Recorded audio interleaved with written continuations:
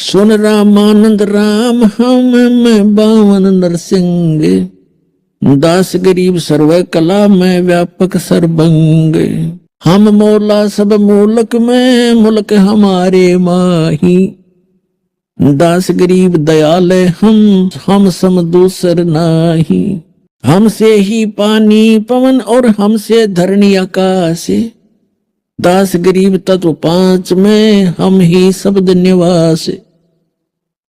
अपने आत्मा देखिएगा, ये है सूक्ष्म वेद, और इस सूक्ष्म वेद को समझने के लिए परमात्मा की दी हुई वो विशेष विलक्षण बुद्धि चाहिए।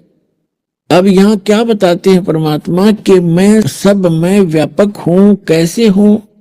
कि जैसे पांचों तत्वों के अंदर जो आकाश का गुण है वो सब में व्यापक है। पांच गुण है, शब्द स्पर्श रूप रस गंध। जैसे पांच तत्व हैं और इनके पांचों के पांच ही गुण हैं, जैसे आकाश, वायु, अग्नि, पृथ्वी और जल।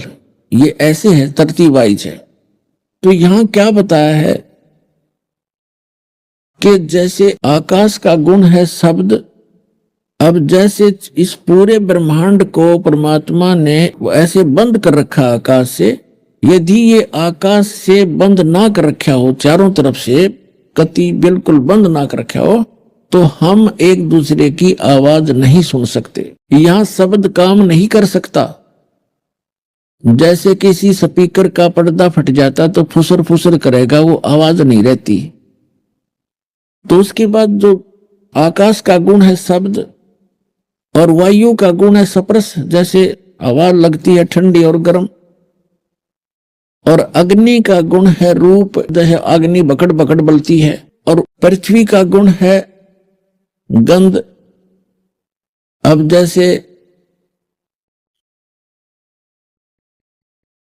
शब्द जो है आकाश का गुण है, और वायु जब चलती है उसमें सरसर की आवाज आती है, तो वायु के अंदर भी उस शब्द का गुण विद्यमान है, यानी शब्द उसमें कांस्टेंट है, अभिन्न नहीं है।